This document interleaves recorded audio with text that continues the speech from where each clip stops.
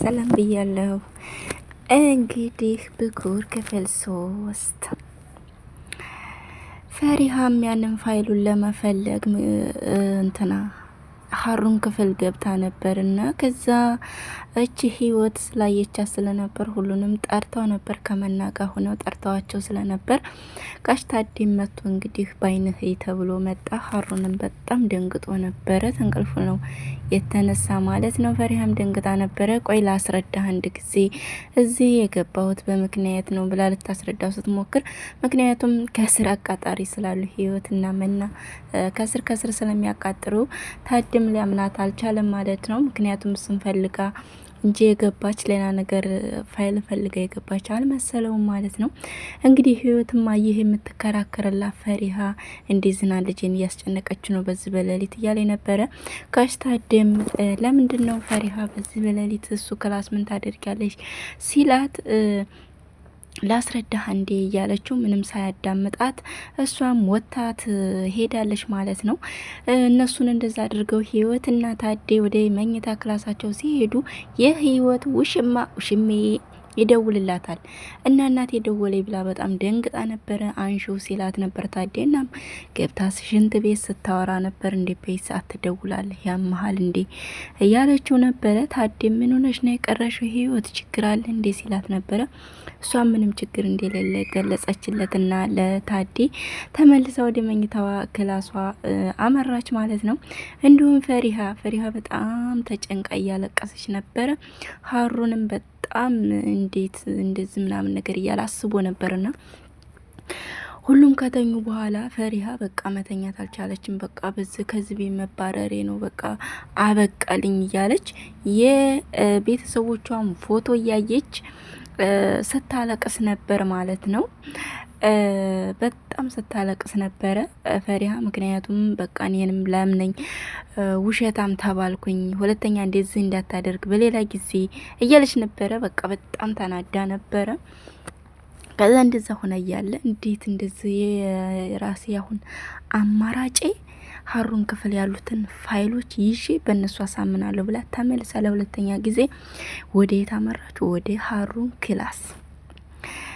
ምክንያቱም ለሀሩን መጀመሪያ እናቱ አሳውቀው ነበረ፣ ወጥመድ ነው ብለው ነበር ማለት ነው። ሀሩን ደግሞ መነሻው ባልታወቀ ነገር ፈሪሃን እያገዛት ይገኛል ማለት ነው።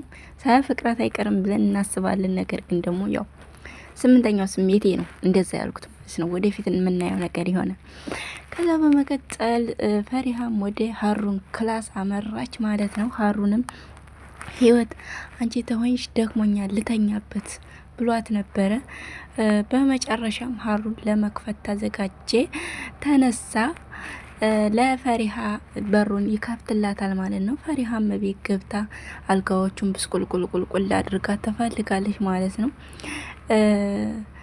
ምን እያደረግሽ ነው? ለምንድን ነው የመጣሽው? ከኔ ፍቅር ያዘሽ እንዴ ሲላት ነበረ። ምን ላርግ ከሌሊቱ 2 ጊዜ ስመጭ ሲላት ያውን የቀለድከው ቀልድ ምንም አያስቅም አለችው ፈሪሃም ማለት ነው። ሀሩን በጣም ተወዛግቦ ነበረ። ፈሪሃም እንደዛው በቃ ብስቁልቁል አድርጋ እዚህ የለም የምትፈልጊው ነገር እዚህ ሊኖር አይችልም፣ የለም አንዳንዴ ሞኝነሽ መሰለኝ አላት ማለት ነው። ፈሪሃ ለምን ሰምቻለሁ ስትለው የሰማሽው ነገር ሁሉ እኮ እውነት ሊሆን አይችልም ማለት፣ ምክንያቱም በምልክት እየነገራት ነው ለፈሪሃ። ፈሪሃም ቶሎ ነቄነችና ነቃች ማለት ነው። እንዴት ለምን ያወራችሁ ነገር ውሸት ነው ማለት ነው? ውሸት ነው ማለት ነው? እኔን ወጥመድ ለማስገባት ነው እያለች ነበር ማለት ነው። ባይሆን ቶሎ ትሰሚያለሽ፣ ቶሎ ትነቂያለሽ፣ ምንም አትይ እያላት ነበር ሀሩ ማለት ነው። ፈሪሃም በቃ ልለምንህ ስጠኝ፣ ልለምንህ ስትለው ነበረ። ባክሽን የሰሙት ሁሉ ይተገበራል ማለት እንትን ነው። ለምንድን ነው አንቺ ከዚህ ነገር ውስጥ እማትወጪው? አንቺም ለገንዘብ ነው፣ እኛም ለገንዘብ ነው ሁሉንም ነገር ስትለው አንተና እናትህ አረመኔ ናችሁ ብላ ፈሪሃም በጣም ተናዳ ስለነበረ ሀሩንም ቼክ ጽፎ ይሰጣታል ማለት ነው። እንቺ በዚህ ምን ላድርገው? ይሄን ቼክ እንካውሰድ፣ ሁሉም ሰው በገንዘብ የማይቀይረው ነገር አለ። ስለዚህ ጠቅልለህ ከእናትህ ጋር ጉረሰው ብላ ፊቱ ላይ ጥላበት ትሄዳለች፣ ለሀሩን ማለት ነው። ሀሩን በጣም ይናደዳል። እንዴት እንደዚህ ትናገራለች? እንዴት እንደዚህ ብሎ በጣም ስሜታዊ ሆኖ ይናገርና ፈሪሃን ለማናገር ይሄዳል ማለት ነው። ሳሎን ድረስ ይሄድና ፈሪሃ ምንድነው? ምን አስበሽ ነው እንደዛ የተናገርሽው? እንዴት እንደዚህ ትናገሪያለሽ? ሊላት ልክ ሊቀርባት ሲል በቃ ስምንተኛው ስሜቱ ተቀስቅሶ ተጠጋጉ ማለት ነው። ተጠጋጉና ያው ሊሳሳሙ ነበረ። ፈሪሃ በድንጋጤ ከራሷን አነቃታ ወደዛ ዘወር ብላ ሄደች። ሀሩንም እንደገና ወደ ራሱ ተመለሰና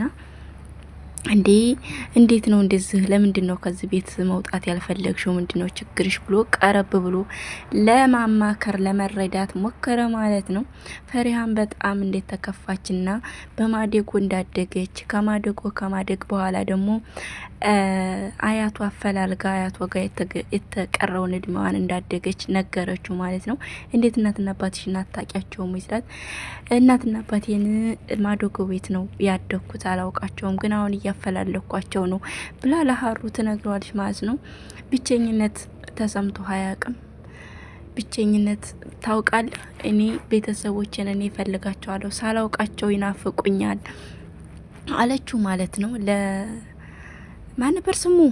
ለዚህ ለልጁ ማለት ነው አለችው ማለት ነው። ስለዚህ እንደዛ እያለች በቃ ይዞሽ ምናምን ነገር ብሎ ጸጉሯን እያሻሸላት እሱ ላይ ተያይዘው ሳሎን ፈሪሃ መኝታ ላይ ተያይዘው እንቅልፍ ይዟቸው ጭልጥ አትሉም።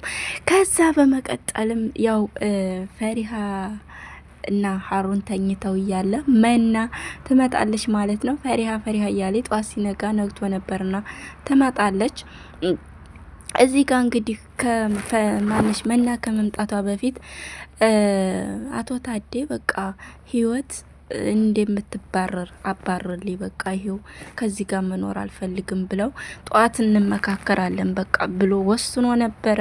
ጧት ሊያባረሯት ተወስኗልና ሀሩን ሂዱ አረጋግቷት ፈሪሃን እንዲተተኛ አደረጋትና መናም ደግሞ በጧት ስትመጣ አልፋ ኪችን ውሃ ጠጥታ ስትመለስ እዛ ጋር መርፌና ክር ሆነው ተኝተዋል ማለት ነው ፈሪሃና ሀሩን። እሱም የያዘችውን ብርጭቆ መና ስትጥለው ፈሪሃም ሀሩንም በጣም ደንግጠው ነበርና ምንድነው ምን እየተፈጠረ ነው አለች። ፈሪሃም ምን እየሰራችሁ ነው? ምንድነው? እማዬ አባዬ እማዬ እያለች የተጣራች ነበር መና። ምክንያቱም ዘጠነኛው ስሜቷ ተነስቶ ነው ማለት ነው። የቅናት መንፈስ የተወጋ ይሁንና ማለት ነው። እሱ ተነስቶ ነበርና በጣም ተናዳ ነበረ። ምን እየሰራችሁ ነው?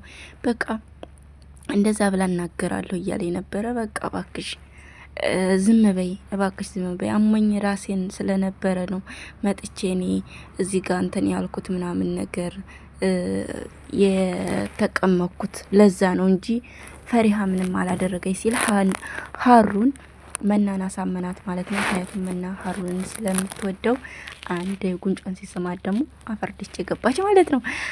እናላችኋለሁኝ በቃ ፈሪሃን በጣም ተናዳ ተበሳይታ ነበርና ታደም ህይወትም ተመጡ ምንድነው የምጠሪ ምናምን ነገር አሏት። እሷም ምንም አይደለም በቃ ምናምን ነገር ሳጣችሁ ጊዜ ነው በባልክ መለሰችላቸው ማለት ነው። በመቀጠል ደግሞ ፈሪሃን እንግዲህ ለማሰናበት ነጋ። እነሱም ተሰበሰቡ። ሁሉም ደመደሙ። በቃ ጥፋተኛ ናት ትባረራሉ። ሀናም መናም በጣም ዙረውባታል። አቶ ታደም ይሄን ካንቺ አልጠብቅም፣ እንዴት እንደዚህ ታደርጊያለሽ? እንዴት እንደዚህ ታዋርጅኛለሽ? በማለት ፈሪሃን እንትን ይላታል ማለት ነው። አንዴ የመጣው ብሎ ተነስቶ ወደ መኝታ ክላስ ቼክ ነገር ይሁን ገንዘብ ቢጤ በፖስት አድርጎ አሸግ አድርጎ ለፈሪሃ ሊያሰናብት አቶ ታዴ ሽርጉድ ብለው ከውስጥ ሲመጡ ወይዘሪት ህይወት ደግሞ አየሽ ማን እንደሚያሸንፍ ነግሬሽ ነበረ ብላ እየሳቀች እየተሳለቀችባት እያለ አቶ ታዴ ከውስጥ መጣ።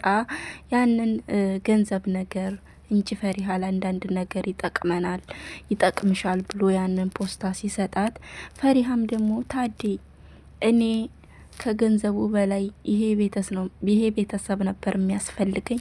እሱንም ደግሞ በገዛ እጅ አጥቻችኋለሁኝ። ራሳችሁን ጠብቁ፣ ከማንኛውም ነገር ራሳችሁን ጠብቁ ብላ ፈሪሃም ደግሞ ለመሄድ ሽር ጉድ እያለች ወደ በሩ ልትወጣ ስትል መና ወደ ሀሩን ክላስ ሂዳ እንዴት ነው ምን ትሰራለህ ምናምን ነገር ስትለው ፊልም እያየሁ ነው ምናምን ነገር አላት።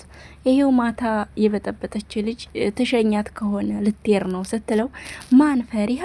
አዎ በጣም ደግጦ ነበርና ቆይ ብሎ ተመኝታ ክላሱ በቃ እግሩን ነቅሎ መጣና ፈሪሃ ልትሄድ ስትል ቆይ ፈሪሃ ብሎ አስቆማት ማለት ነው። እሷም ተረጋጋች። ምንድን ነው ምናምን ነገር አለት አቶ ታዴ። የማታው ነገር በተፈጠረው ነገር እኔ ነኝ ራሴን አሞኝ በጊዜ ፓራስታሞን ክላሴ ይዝሽልኝ እንድመጭ ብዬ አታበቃ ነው ያው እንቅልፍ የወሰደኝ እና እሷ ደግሞ አምጥታ አስቀምጣለች። ልትሄድ ስትል ነው እናንተ የመጣችሁት ምናምን ነገር አለ ማለት ነው። አቶ ታደም እንዴት እንደዚህ ሊሆን ቻለ ብላ ህይወትም በጣም ተቀያየረች። ሁሉም ደነገጡ ማለት ነው። እንደዛ ነው በጊዜ እንትን ስላልነ ፈሪሃ ምንም ያጠፋችው ነገር የለም ብሎ ሲልላት አቶ ታደም እውነት ነው ፈሪሃ ልጄ እውነት ነው አስከፍቼሻለሁ ብሎ በጣም ይቅርታ ብሎ ልብሷን ተቀብሎ ስሞ በቃ ባለማዳመጤ ባዳመጥሽ ኑሮ ይሄ ነገር አይፈጠርም ነበረ ስላላዳመጥኩሽ ነው እንጂ ይሄ ነገር ሁሉ በጣም ይቅርበኝ የኔ ልጅ ይቅርበኝ በማለት ፈሪሃን እንትን ይላታማ ነው። ህይወትና መና ተናደው እሽት ቤት ገብቶ ፊታቸውን ለመታጠብ ገብቶ እንዴት እንደዚህ ታደርጋለህ ብላ ህይወትም ሀሩንን ስትለው አይ እንደዛ አይደለም ፈሪሃንን ያስቀረኋት ዛሬ በጣም ተጠቅመናለች። ለምንድን ነው የምትጠቅመን ስትለው ከኔ ፍቅር እንዲይዛት ነው። ምክንያቱም ከኔ ፍቅር ከያዛት ምንም ነገር እሺ ትለናለች። ነገር ግን አሁን በዚህ ሁኔታ ከወጣች ከውጭ ሁና ራሱ ለስራችን መሳኪሎ ትሆንብናለች አለ ማለት ነው። እንዴት ይሄን ነገር አላሰብኩትም በማለት ህይወትም ራሷ ጋር በቃ አፍጥ ነው ጀግናዬ አፍጥ ነው በቃ እንደዛ ከሆነ አፍጥ ነው ምናምን ነገር ትላለች ማለት ነው። እሱም እሺ ይላል። በቃ ፈሪሃን ለመቅረብ ሽር ጉድ እያለ ያለ ነገር ግን ራሱ ሳይጠገረር ቀድሞ አይቀርም ማለት ነው። ምክንያቱም ፈሪሃ ተመችታኛለች፣ በቃ ቆራጥ ናት፣ ደረቅ ናት፣ በቃ የዋህናት እያለ እያበጃጃን ነው እና በቃ ምን ልበላችሁ እንግዲህ ቀጣዩን ክፍል ደግሞ ሞቅ ደመቅ ባለ ነገር እንጠብቃለን ማለት ነው። የዛሬው ክፍል ይሄን ይመስል ነበር። ከተመቻችሁ ላይክ፣ ኮሜንት፣ ሀሳብ አስተያየታችሁን ቁጭ አድርጉ ማለት ነው። እንዲሁም ሼር አድርጉ ማለት ነው። ለዚህ ቤተሰብ አዲስ ከሆናችሁ ሰብስክራይብ አድርጉ። ቀጣዩን ክፍል ደግሞ በጉጉት ጠብቁ። አመሰግናለሁ፣ ወዳችኋለሁ። አብራችሁ ስለነበራችሁ ከልብ አመሰግናለሁ። ክበሩልኝ። ባይ ባይ።